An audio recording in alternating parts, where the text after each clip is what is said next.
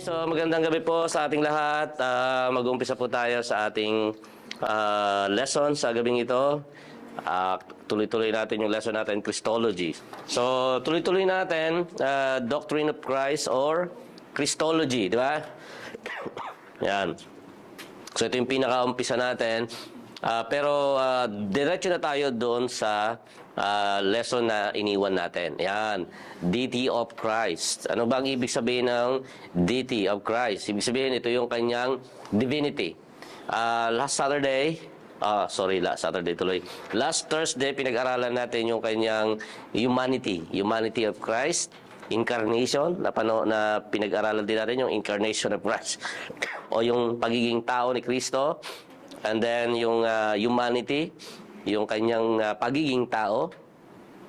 At ito naman ay deity of Christ. Ibig sabihin nun ay yung kanyang pagiging Diyos. Okay? Yung pagiging Diyos ng Panginoong Yesus. The deity of Christ. Okay, so tuloy natin yung mga verses natin dito. Okay? So una, sa John 10 verse 30, nakalagay dyan, Jesus stated that the Father and I are one. Yan. So, una sa lahat, yan yung premise ng pagiging Diyos ng ating Panginoong Kristo. Magkatulad sila ng nature. The Father and I are one. We are one in nature. Eh, ano ba ang nature ng Diyos? Di ba? God is divine. Amen? God is divine. God is holy. God is a spirit. And so, therefore, Jesus Christ, when He said this statement, the Father and I are one, He is actually talking about His shared divinity with God. Shared divinity, or yung kanyang pagiging Diyos. Pagkatulad sila ng kanilang pagiging Diyos, ng Diyos Ama. Another thing, hindi lamang niya sinasabi dito na magkatulad sila ng nature ng Diyos o ng being nila ng Diyos, kundi they are one as unified God. Okay? So, alam natin, no, yung Trinity, di ba? Naniniwala tayo sa Trinity. Anong ibig sabihin ng Trinity? Triune God. Three person in one God. There are three person in one God. Kaya when Jesus Christ said this, that the Father and I are one, iisa lang sila. Isa sila sa nature as God, and at the same time ay magkaisa sila. Ano? Mayroon silang unity. So parang sinasabi, kagaya nga na sinasabi ni Jesus Christ, no? Ang sino mang nakakita sa Kanya ay nakakita sa Ama. Kaya kasi isa lang sila eh. Yan. At meron din silang tinatawag na the same being. Okay? Yung kanilang nature as God. Okay, tuloy natin. Jesus had the titles of Son of God sa John 10:36 as well as Lord and God, Matthew 8:20. Sige, basahin muna natin John 10:36. Tingnan natin. Sige, sinong babasa? Okay? Jimel, nandiyan ka na eh. Naka-open na yung Bible.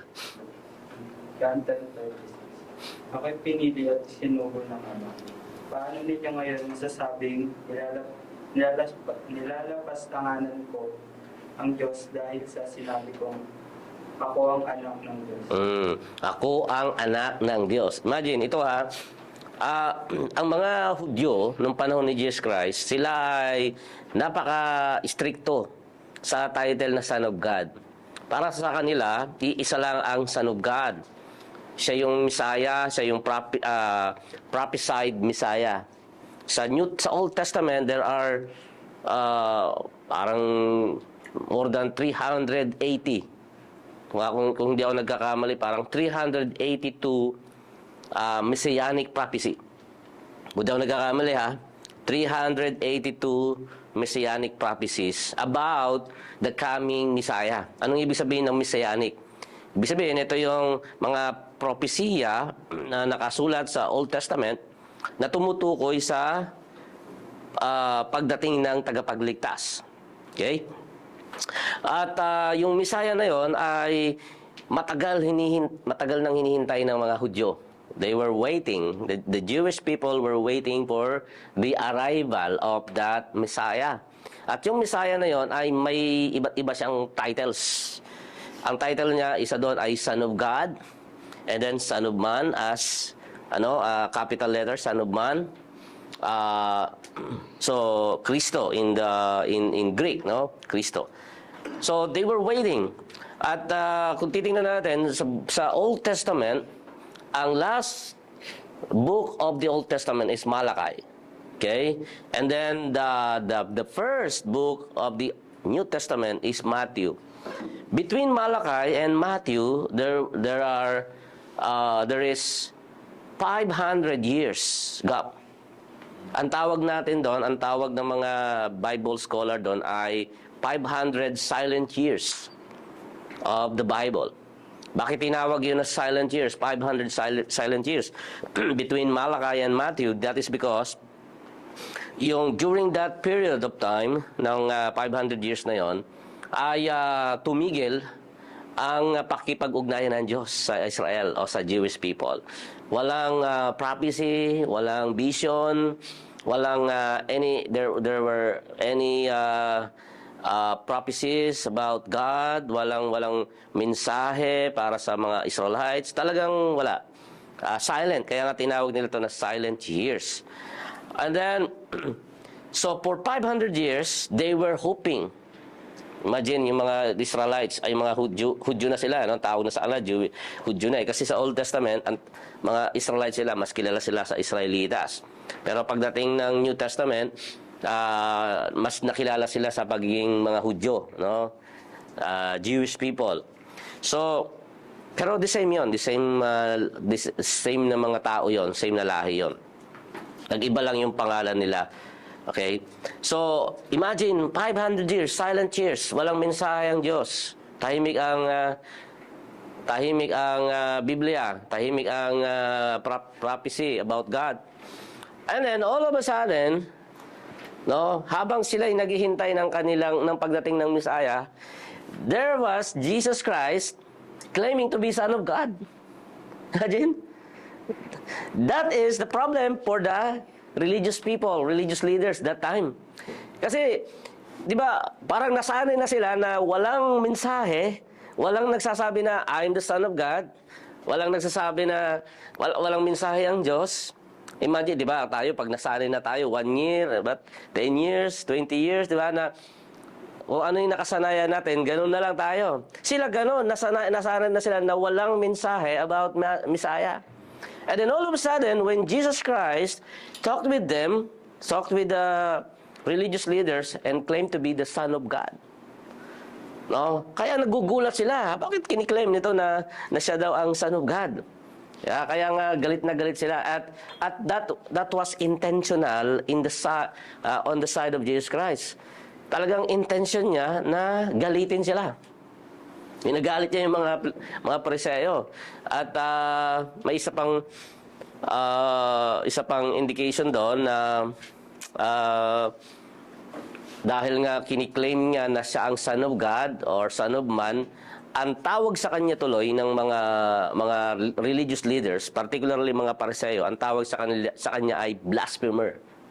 Ang ibig sabihin ng blasphemer ay ito yung nagsasalita ka ng laban sa Diyos. Pagka kagaya si Jesus Christ, kiniklaim niya na siya ay Son of God, and then there was an instances also na nagpapagaling siya ng may mga sakit, pinapagaling niya, and then pinapatawad niya sa kasalanan. Imbes na sabihin niya na, rise up and walk, sinasabi niya, I forgive your sin.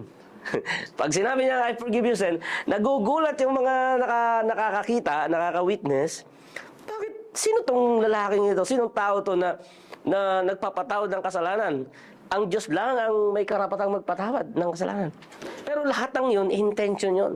Pagka sinasabi ni Jesus Christ na, I'm the Son of God, I forgive your sin, ginagawa niya na yun ng intentional.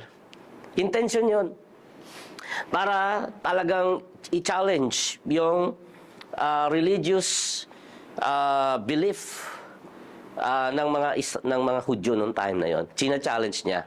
Kaya hindi nakakagulat yon in the part of Jesus Christ na nagkiklaim siya na Son of God, pero yon ay nakakagulat sa side naman ng mga Pariseo. Okay? So, kiniklaim niya dyan, John 10:36, that He is the Son of God. Okay? Matthew 8:20. Nakibasa. Matthew 8:20.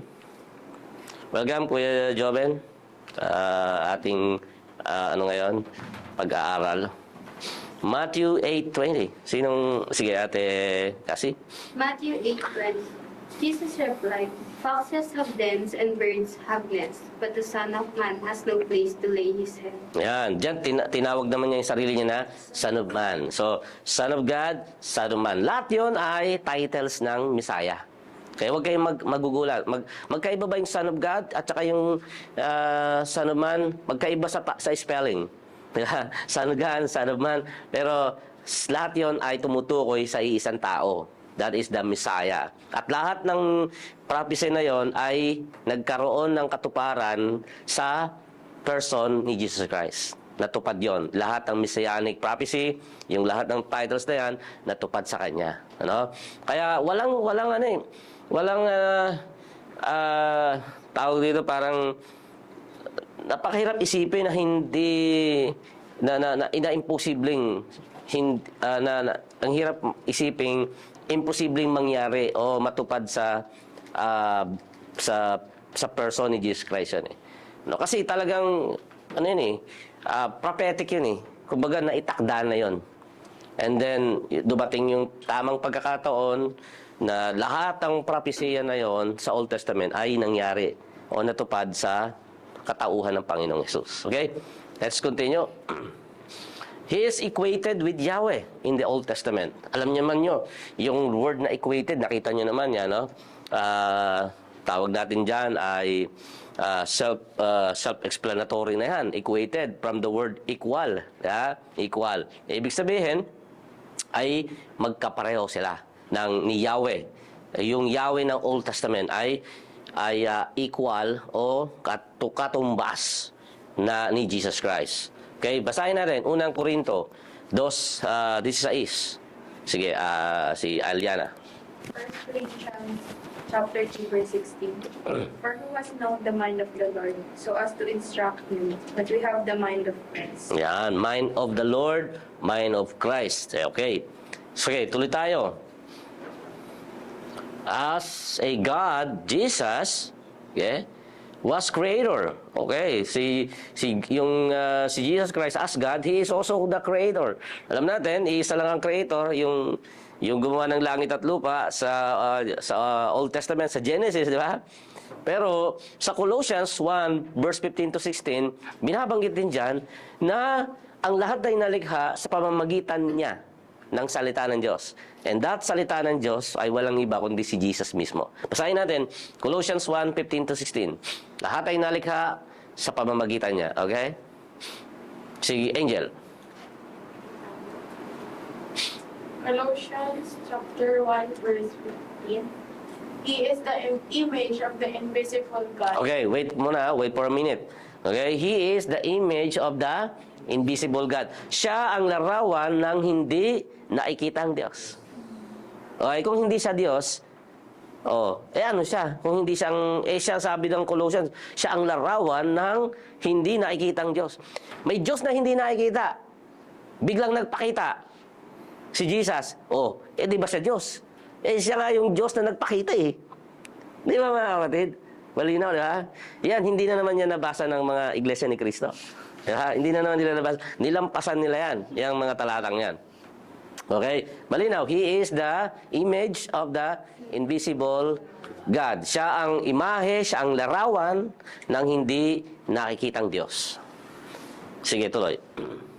The firstborn of all creation. Okay, ang panganay ng lahat ng nilikha. Okay, continue. 16. For by him all things were created. Sa pamamagitan niya, lahat ay nalikha. Okay, tuloy. In heaven and on earth, Okay. visible and invisible. Langit at lupa, mga nakikita, hindi nakikita, Whether thrones or dominions, mga kaharian at mga pamamahala, or rulers or authorities. kapangyarihan, sige. All things were created through him and for him.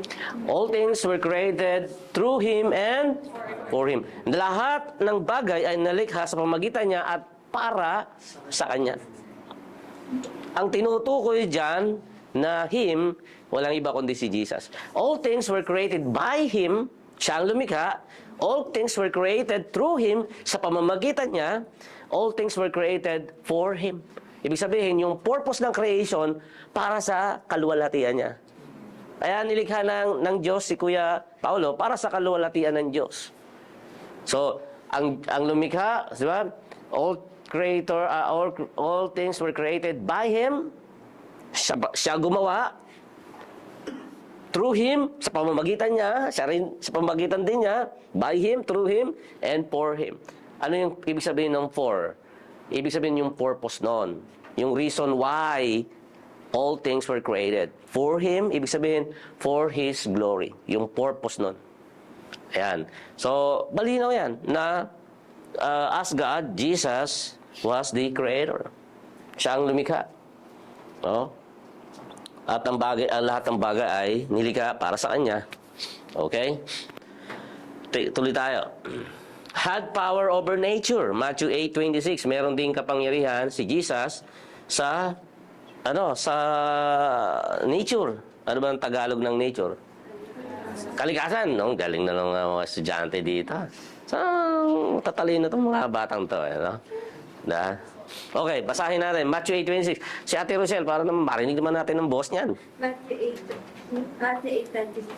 Ngunit sinabi niya sa kanila, bakit kayo natatakot? Napakaliit naman ng inyong pananampalataya.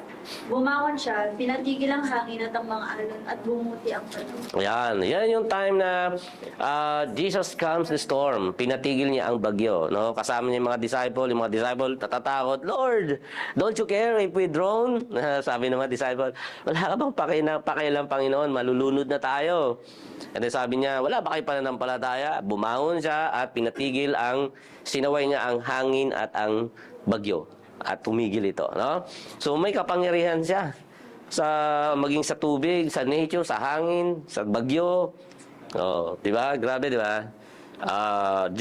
Sa Exodus chapter 14 ba? 13 or 14 when the Israelites crossed the Red Sea. Isang pagkakatagyari 'yon na pinakita ng Diyos na mayroon siyang kapangyarihan over nature.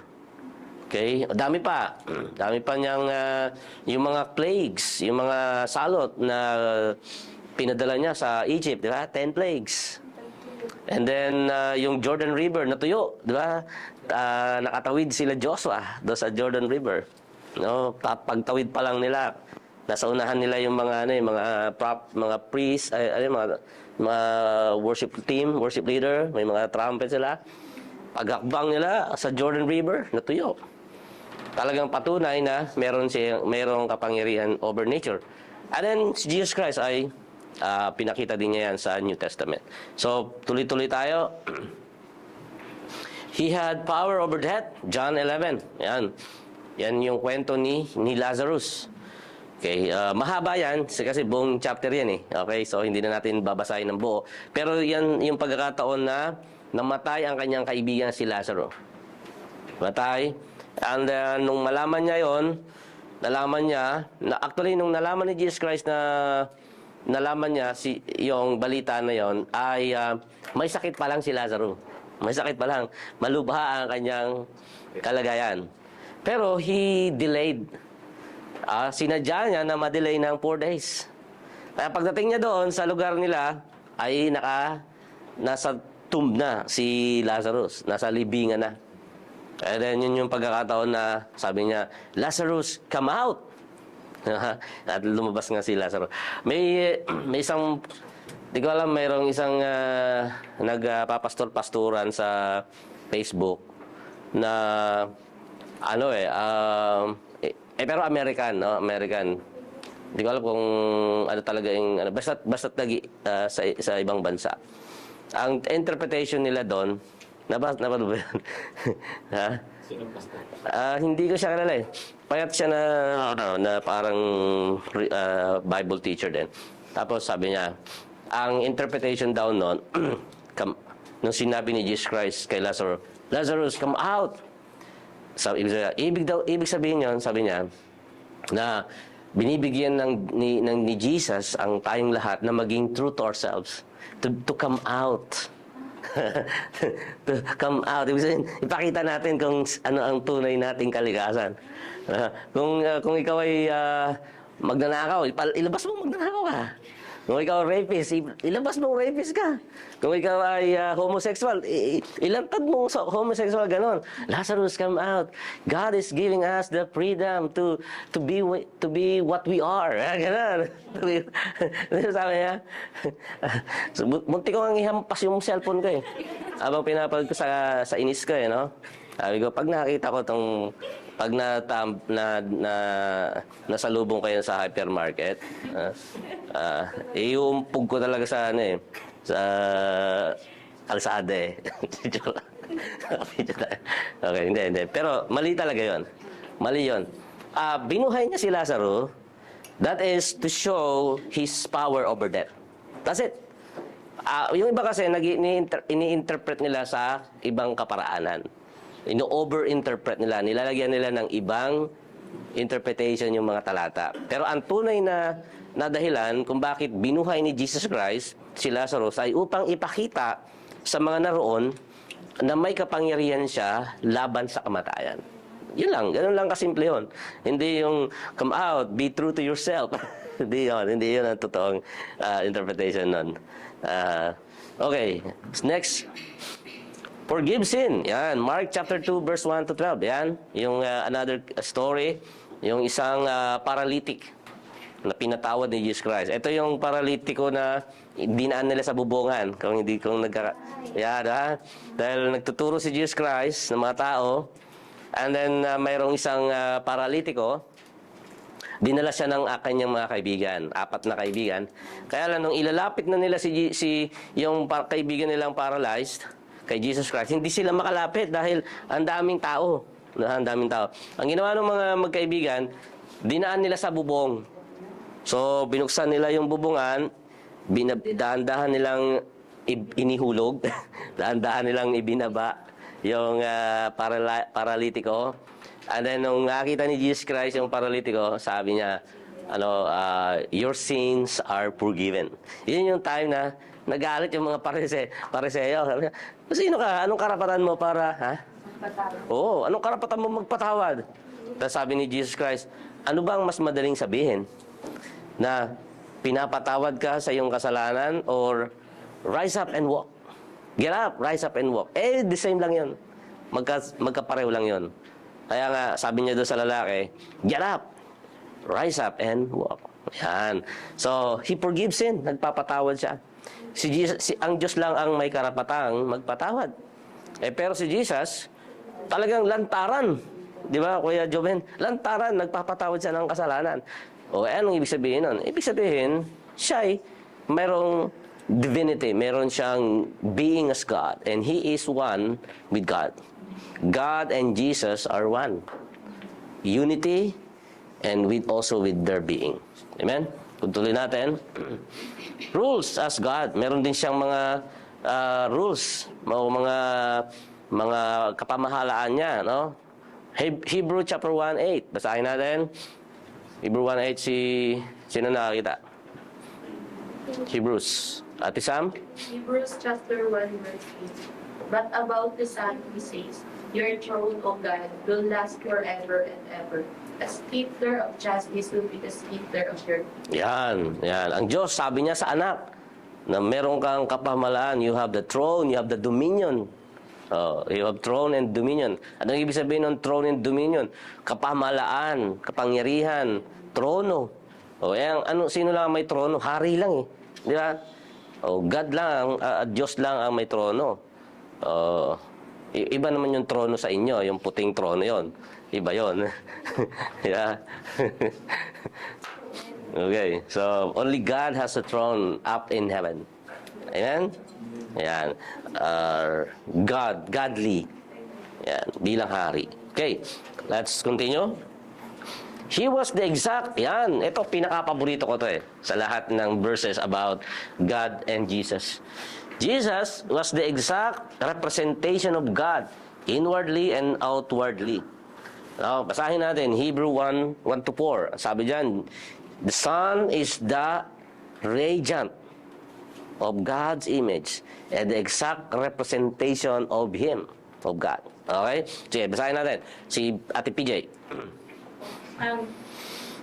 The supremacy of God's Son.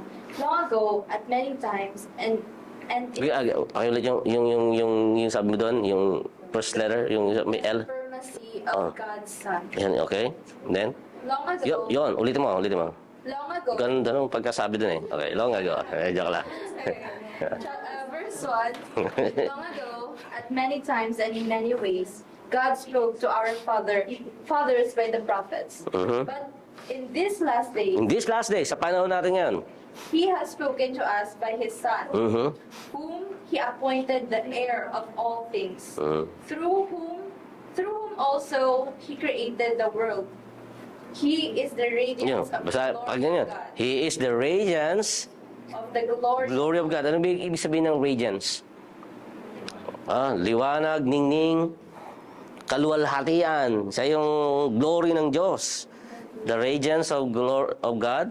And the exact imprint of His nature. Mhm. And He uphold the universe by the word Grabe. of His power. Oo.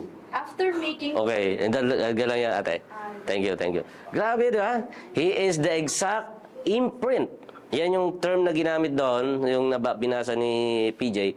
Jesus is the radiance of God's glory and the exacto. Talagang 100%. Eksakto, walang labis, walang kulang. Exact, imprint. Ang ibig sabihin ng imprint, parang representation. The same with the word representation. Exact representation of God. He upholds the, ano sabi doon?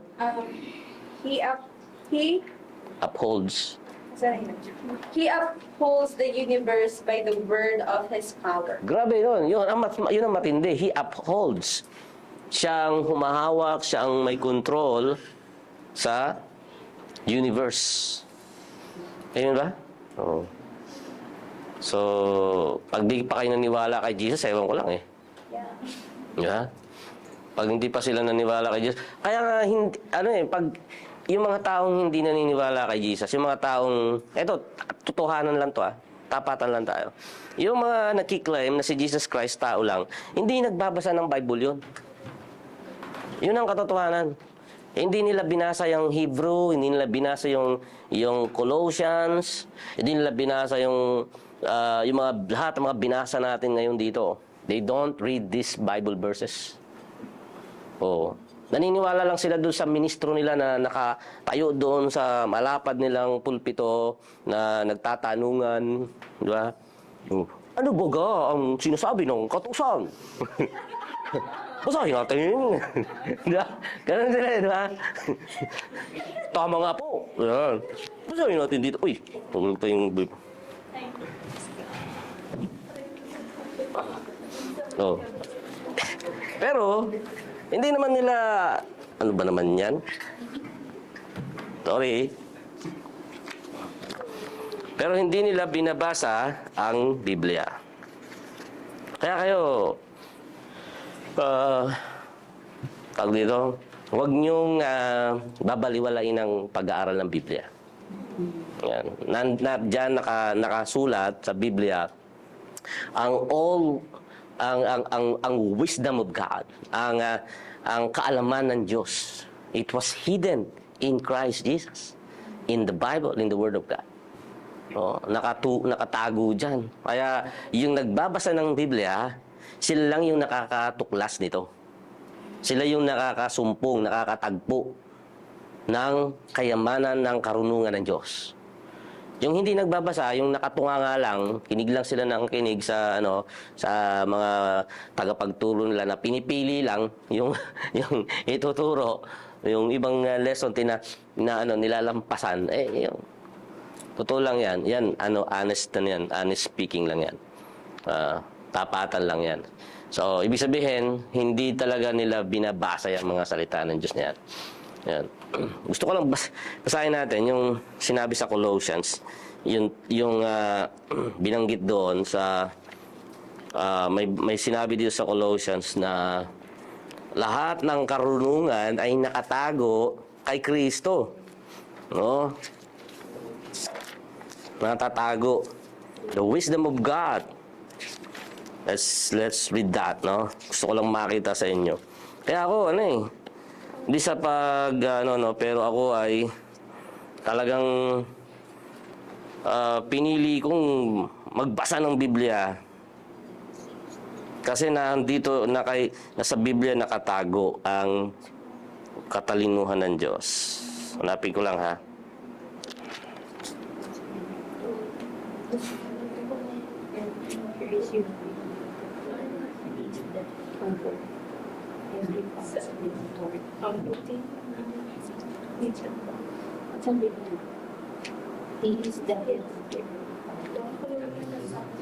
Lang.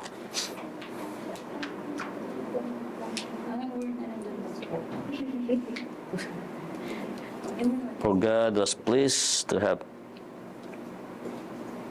Colossians 2:10, Pastor. Ha? Sige, ano na? 2:10. 2:10? Colossians 2:10. Oo, tama. Okay, sige, tingnan natin. Oo, tama, yan. Correct. For in Christ. Yan. DT. Nakalagay dyan. For in Christ, all the fullness of the deity lives in the bodily form. Diba? Nasundan niyo ako? Basahin mo dyan, Kuya Joben. Colossians chapter 2, verse 9, starting from verse 9.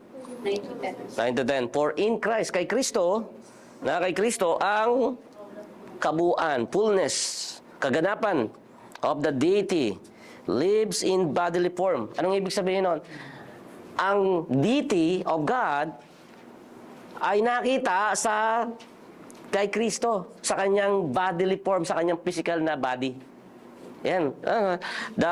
The whole deity of God in heaven was revealed in the person of Christ. Anong ibig sabihin nun? Ganun yun.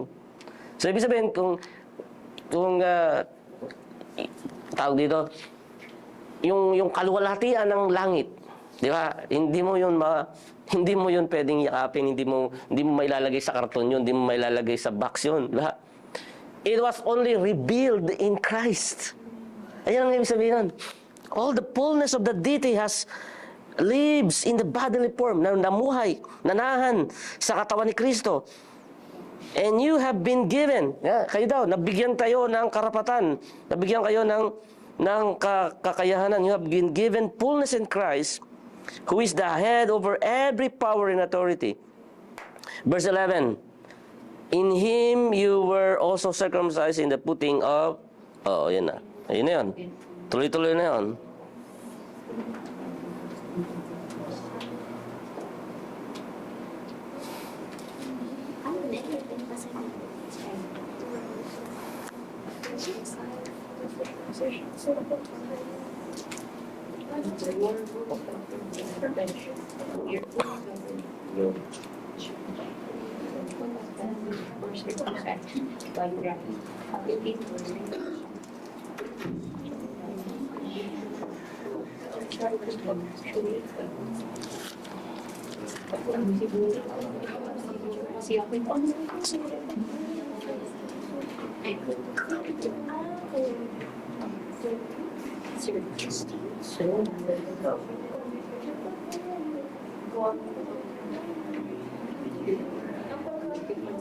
Ito pa, basahin sa chapter 1. Basahin lang natin. Colossians chapter 1. Doon pa rin, Colossians chapter 1, verse 24 hanggang sa mga susunod. Sabi doon, now I rejoice in what suffered for you, and I fill up in my flesh what is still lacking in regard to Christ's affliction for the sake of His body, which is in the church. I have become His servant by the commission God gave me to present to you the Word of God in its fullness. The mystery, ang misteryo, si Jesus Christ. The mystery that has been kept hidden. Yung misteryo na to ay itinago sa iba. Been kept hidden for ages, sa mahabang panahon at sa lahat ng salinlahi, generation. But is now, ang sabi doon, is now disclosed to the saints. is now disclosed to you sa mga mananampalataya. Ito daw, yung misteryo ng Diyos kay Kristo ay nakatago sa mahabang panahon sa maraming salinlahi. Pero ngayon ay, ano tawag? Ano sabi? Ipinapahayag sa inyo. Di ba? Oh. Ano pa? It was hidden to them. God has chosen to make known among the Gentiles the glorious riches of His mystery, which is in Christ in you, the hope of glory. We proclaim Him, admonishing and teaching everyone with all wisdom, so that we may present everyone perfect in Christ. Okay, yan. Okay, isa pa. Doon pa rin sa chapter 2. Start from chapter 2. Sabi, I want you to know how much I am struggling for you and for those at Laodicea and for all who have not met me personally. My purpose is that they may be encouraged in heart and united in love, so that they may have the full riches of complete understanding, in order that they may know the mystery of God. Sino daw ang mystery of God? Namely, Christ, in whom are hidden all the treasures of wisdom and knowledge. Wow! Narinig yan? Ano niya? Si Jesus Christ, yung mystery of God, Christ, the mystery of God, in whom are hidden, na sa Kanya nakatago, ang lahat ng kayamanan, ng kaalaman at karunungan. Mga kapatid, na kay Kristo nakatago ang lahat ng kayamanan, ng karunungan at kaalaman. Nasa Kanya. Kaya pagka kilala mo siya, may chance ka na mas makilala mo ang Diyos. Kasi siya ang nagpapakilala sa iyo sa Diyos eh. Si Jesus ang nagpapakilala sa atin sa Diyos. Pinapakilala niya yung kanyang sarili. Kaya kung nagbabasa ka ng kanyang salita, nakikilala mo siya, nakikilala mo ang Diyos. Because all the treasures of wisdom and knowledge are hidden in Christ. Natatago kay Kristo. At ito ay tinago sa iba. Sa mahabang panahon at sa mga salinlahi, itinago ang kalamang ito, ngunit ito ay ipinapahayag ngayon sa inyo. Amen? Oh. Kaya ganyan kahalaga ang magbasa ng Biblia. Sa ICF nga, alam ni Ella yan. Last Sunday lang ang topic ko doon. Two Sundays ago. Kasi ang topic ko sa church sa ICF, about the Christian essentials. Yung mga dapat taglayin at gawin ng isang Kristiyano. At last Sunday, ang message ko, last Sunday, 2 Sundays ago, about the Word of God. Talagang dapat may nag-aaral sila ng Bible, nagbabasa sila ng Bible. Ito talaga yung dinidikdik ko ngayon.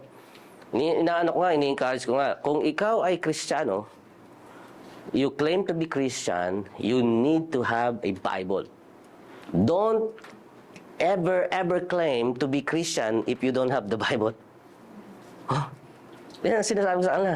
Pero ang lakas ng loob mo sabihin Christian ka. Hindi ka nga makabili ng isang Bible eh. Don't tell yourself you're Christian if you do not have a Bible. Kasi, totoo yan. Sinasabi ko sa kanila yan. Kaya yung mga ibang miyembro doon, talagang malapit ng bumili ng Bible. Talaga ganun yun. You claim to be Christian, carry His Word. At isang taglay ng isang Kristiyano ay nananalangin. Kaya kung ikaw hindi ka nananalangin, hindi ka nagdadasal, huwag mo sabihin Christian ka. Kaya sinasabi ko sa kanila, claim dapat may Bible ka. Sabi ko sa kanila lagi. Okay, so tuloy tayo. Kung may mga tanong kayo, pwede kayong magtanong after this. Hypostatic union, yan. Or hypostatic union. Pareho lang, hypostatic or hypostatic. Ano bang ibig sabihin niyang union na yan? Ibig sabihin niyan, ito yung pagkakasama ng divinity and the humanity. Sa iisang katauhan ni Kristo. Yan yung pagsasanib. Kasi kay Kristo lang nangyari ito. Walang ibang being sa mundong ito na nagkaroon ng ganitong klaseng being. 'Di ba? Tayo, ako, tao lang ako, tao, lahat tayo tao lang. Si Jesus hindi siya tao lang. Meron pa siyang isang being, and that is God's being, pagiging Diyos. Yan yung tinatawag natin na hypostatic union. Okay, tuloy tayo. Articulated at the Council of Chalcedon. Yan, ito ay ibig sabihin yan, ito ay na-formulate o nabuo or desisyonan nila, no? Nabuo yung pananampalatayang ito. It's not only a theory, but a faith, no? Paniniwala, matibay na paniniwala na yung tungkol dyan sa hypostatic union na yan. Okay? Let's continue, sir. A simple definition is, yan, ito yung sinasabi natin. Yung kagayang binabanggit ko kanina, ang hypostatic union, Jesus is fully God and fully man. That is the meaning of hypostatic union. Two natures united in one person. Yan yung pagsasanib ng dalawang nature, dalawang being, divine being and human being in one. Yan yun. Ang tawag dyan ay hypostatic union. O, hindi nyo yan naririnig sa iba, no? Hindi nyo maririnig yan sa mga TikTok. Hindi nyo yan maririnig sa kapitbahay nyong bungangera. Sorry. Dito nyo lang matututunan yan. Hypostatic union. Kenosis. Alam nyo, naalala nyo pa rin kenosis? What is kenosis? Tinuro ko ng mga nakarang araw. Kenosis, the emptying of himself. Paghuhubad niya ng kanyang pagiging Diyos. Yan, emptying. Kenosis. Incarnation. Ano yung incarnation? Gatas. Gatas daw. Hindi yon. Bulaklak. Incarnation ay pagiging tao. Yan. Jesus in flesh. God in flesh. That is incarnation.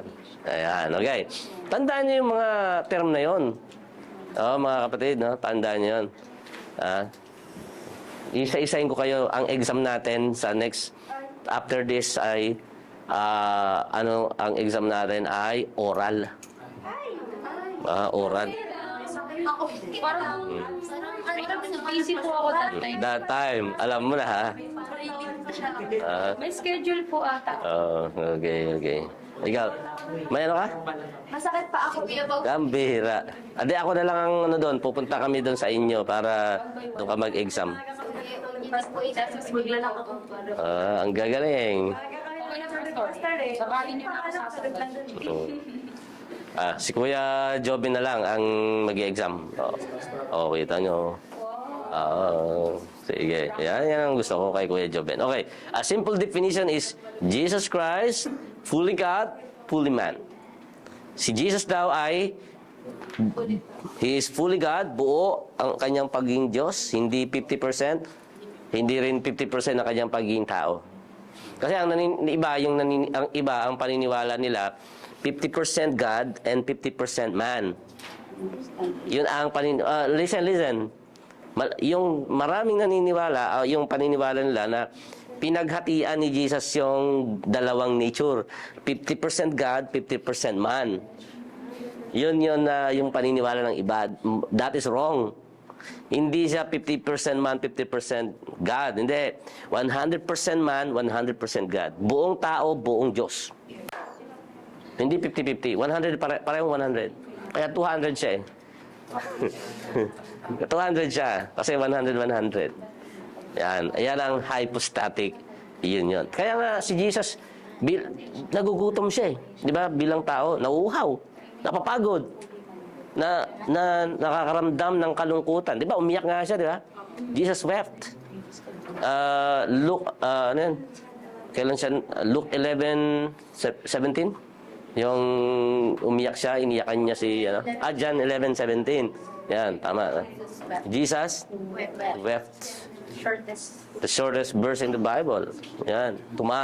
Tumangis. Yan. Umiyak. Okay, next. Jesus is the God-man. Or man-God. Pareho yan, no? Baliktarin mo man yan. God-man, man-God, the same. Siya'y Diyos, siya'y tao. Hindi siya tao na naging Diyos. Kaya mali yung Iglesia ni Cristo. Sa Iglesia ni Cristo kasi, si Jesus Christ, tao lang na pinili ng Diyos para maging tagapagligtas. Kaya mali yun. Hindi siya tao lang. He's God, man. Oh, sa Iglesia ni Cristo, siya'y tao. Tao lang siya. Hindi siya, wala siyang nature na Diyos na pinili siya. Sa lahat ng tao, yan ang paniniwala ng Iglesia ni Cristo eh. Sa lahat ng tao, siya yung nakita, uy, okay to, pwede to. Siya nakita ng Diyos, pwede to. Itong karpentero na to, pwede itong maging Savior. Imagine that. Sa lahat ng tao. Hindi ganon. Ang Diyos hindi namimili na, ano yung mini mo. Ay, yun. Yung nakangiti doon. Yun. Hindi ganon ang Diyos. Talagang nakaplano na si Jesus magiging tao. From the very beginning, ano na ang propesya na darating si Jesus para maging tagapagligtas. He is God. Amen? Okay. At si Martin Luther, kilala niyo si Martin Luther? Isa siyang Catholic priest. I think kung hindi ako nagkakamali, 15th century, 16th century. But he was a Catholic priest at nakita niya yung mga maling turo sa Roman Catholic. At siya yung nag-iisang nag-umpisa ng Reformation.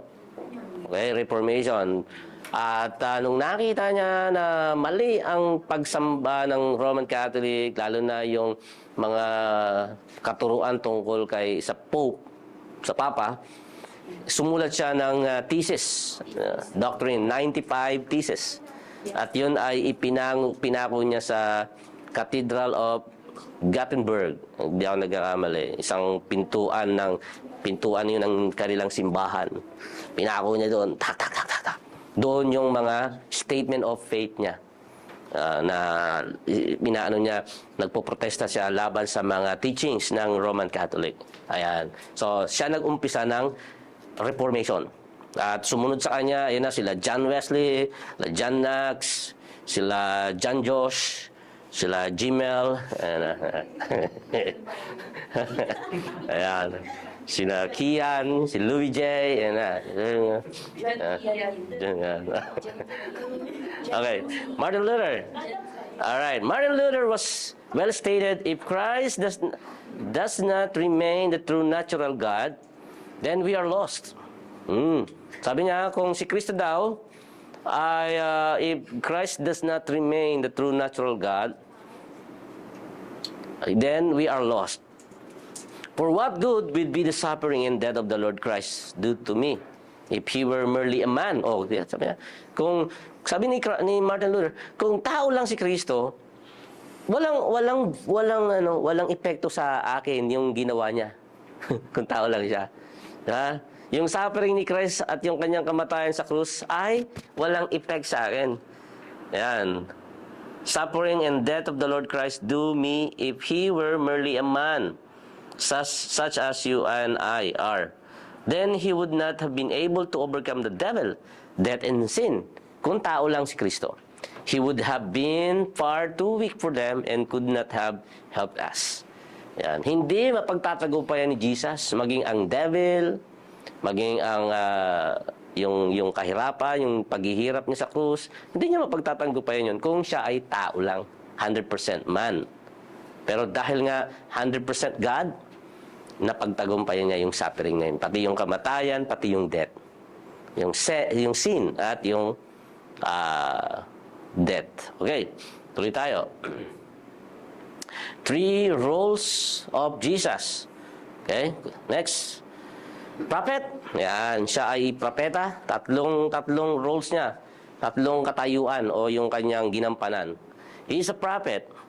God's representative for people. Ang propeta, siya yung nagre-represent ng Diyos sa tao. So, kailangan ng Diyos ang prophet kasi magsasalita siya sa mga tao. He needs a prophet.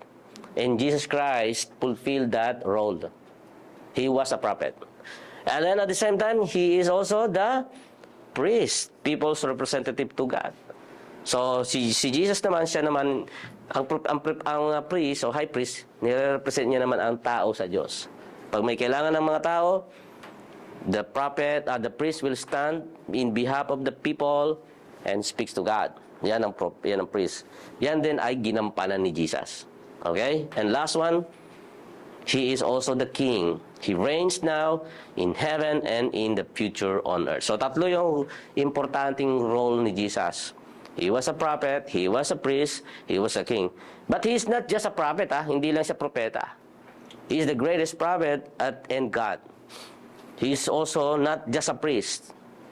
Okay? Lahat yan mga role lang niya. Pero He is more than that. And also He is the King and the coming King. Okay? He was a king and coming king. Okay. Let's continue. Tingnan natin, baka mayroon pa. Okay, so ito, mga memorization na lang yan. Okay. So, take a picture. Assignment ninyo yan next week. Kahit isa lang. Yes. Uy, picture mo na.